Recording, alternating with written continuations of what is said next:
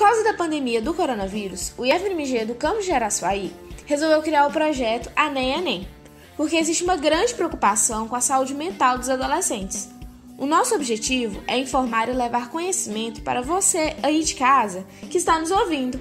Para o nosso primeiro episódio, escolhemos o tema ansiedade entre os estudantes, para discutirmos com a psicopedagoga Priscila Vieira, especialista em práticas integrativas e complementares, principalmente em Reiki, uso de cura natural nível B, Reiki Sistema Karuna, meditação e aromaterapia.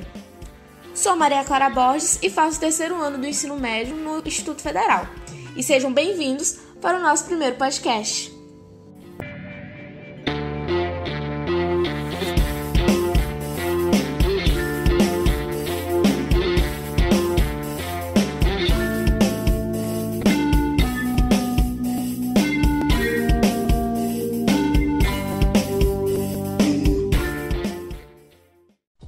Bom, existem milhares de estudantes que vão prestar o Enem esse ano, e esse tempo de quarentena, com certeza, é um obstáculo enorme para os estudos.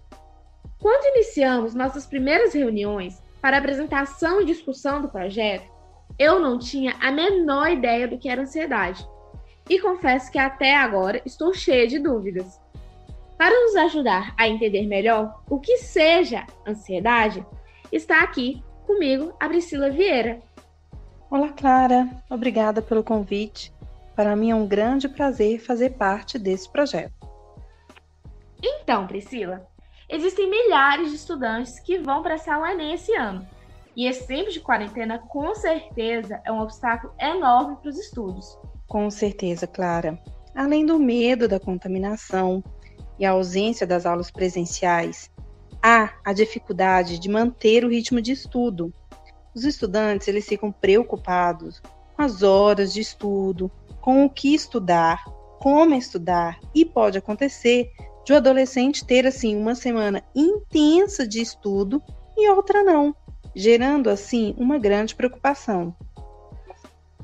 Além do que você disse, muitos alunos, Priscila, só possuem a escola como base de ajuda para estudar, porque sua família não tem acesso à internet, pode não ter acesso a livros, os pais não sabem como ajudar ou até mesmo são analfabetos. Essa quarentena tem afetado bastante os estudantes, principalmente o seu psicológico. A ansiedade mesmo é um dos maiores vilões dos adolescentes. Só que eu mesma não sei nem os sintomas de ansiedade e nem nada sobre. Mas o que é a ansiedade? O que é a ansiedade, Clara? Que pergunta, hein? A ansiedade é um estado psíquico de aflição ou de medo provocado pela antecipação de uma situação muito desagradável ou perigosa.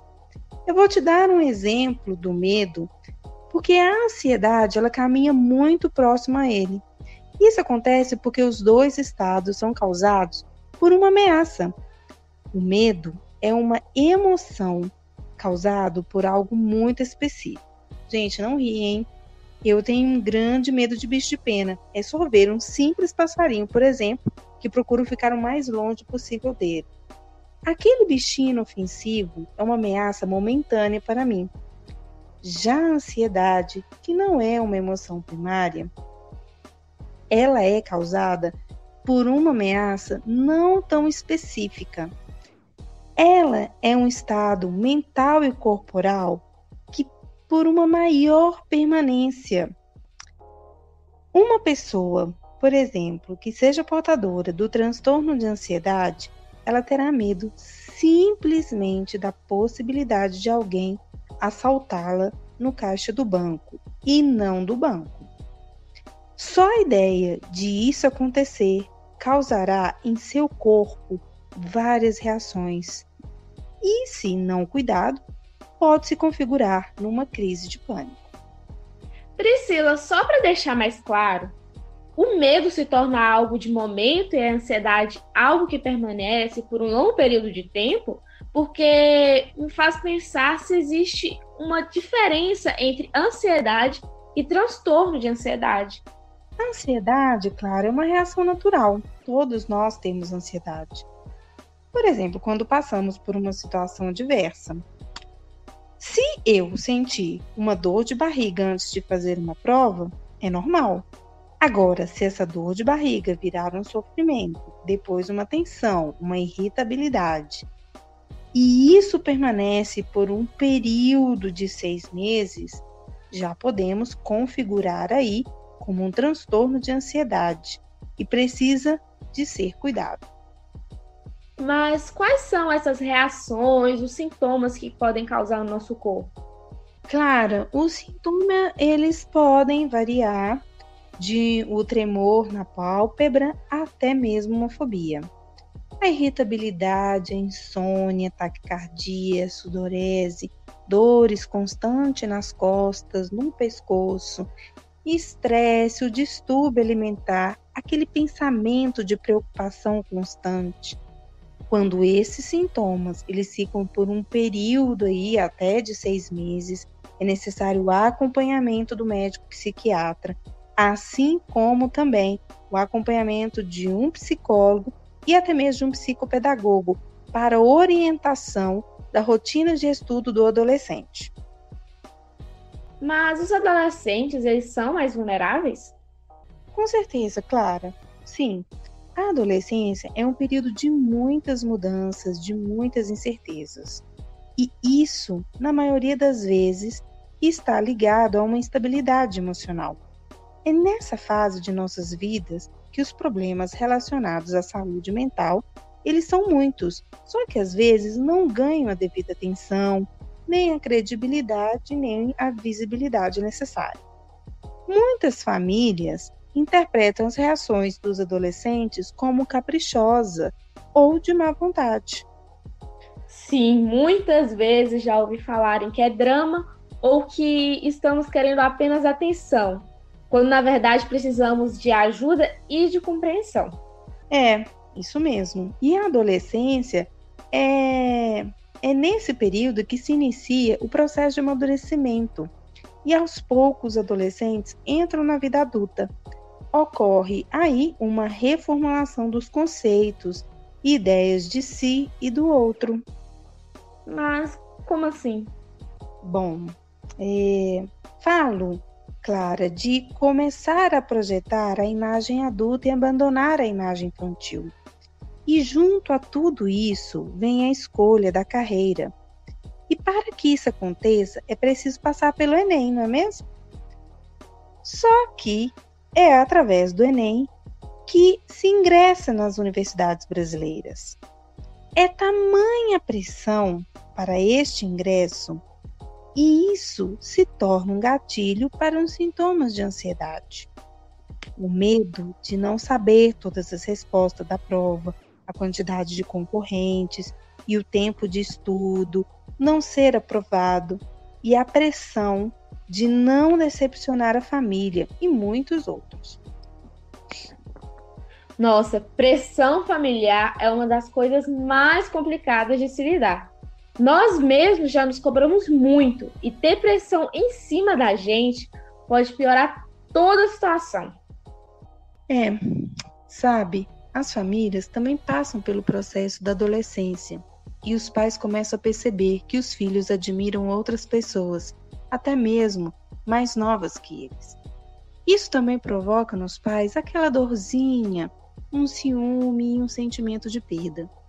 Os pais eles precisam ficar atentos aos comportamentos dos filhos. Se o adolescente fala muito da sua preocupação, de um medo de não passar no Enem, e isso for um constante, já pode ser um sintoma de ansiedade generalizada. O que os pais precisam compreender é que deve haver um diálogo. E não é necessário, sabe, assim, uma cerimônia. Simplesmente crie situações, lavar o carro, jogar um videogame, preparar a comida juntos, porque é assim que as grandes conversas acontecem. É preciso buscar, sim, ajuda profissional para o filho e para a família que também sofre junto, principalmente neste período de pandemia, no qual o Enem foi adiado e não sabemos muito bem como será o manejo das aulas. Só que tem muitos pais que possuem preconceito com psicólogos e psiquiatras e que acham que é besteira a busca de um profissional. Verdade, sabe, Clara, ainda existe um preconceito em relação a esses profissionais que você falou. Tudo isso é causado pela desinformação e o estigma da loucura. Pessoas que pensam assim acreditam que ir, ao psiquiatra é somente para loucos, ou então que o médico irá dopar o filho receitando uma grande quantidade de remédios. Damos o nome de psicofobia a esses tipos de pensamentos e ações. A Associação Brasileira de Psiquiatria tem feito uma campanha de conscientização. Se você ficou interessado, é só visitar o canal deles no YouTube, Canal de Psiquiatria. Mas mesmo assim deixarei outras alternativas para os pais que ainda pensam assim. Podem lançar mão das práticas integrativas complementares, como meditação, acupuntura, yoga e constelação familiar, já que estão disponíveis no SUS. Através dessas práticas, os adolescentes eles terão a oportunidade de aliviar os sintomas e podem converter os seus quadros psíquicos. São práticas milenares que trazem consigo conhecimentos terapêuticos e já há estudos comprovando que o uso dessas práticas, juntamente com o tratamento médico convencional, o paciente apresenta melhora fantástica. É importante eu falar que as práticas integrativas não substituem o tratamento médico. Quem sabe, assim, os pais possam se sensibilizar e compreender a importância de ir ao psiquiatra, né? E os psicólogos, não é mesmo, Clara? E como que a pandemia pode agravar esse quadro já pré-existente por causa do Enem?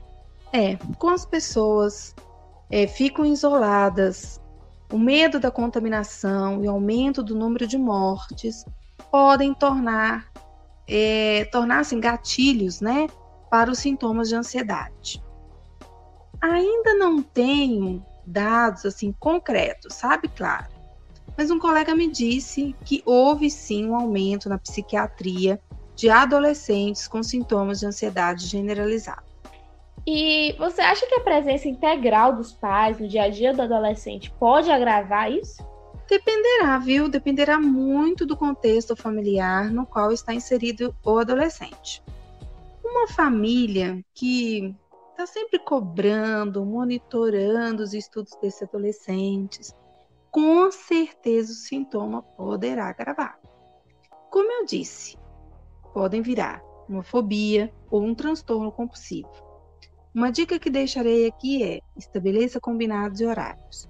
Se o adolescente, por exemplo, tem uma grande dificuldade de concentrar, por favor, pais, trabalhem longe dele, porque qualquer barulho será um distrator. Bom, muito obrigado pela sua participação, Priscila. Nada, Clara. Eu que agradeço. Foi um grande prazer. Um abraço.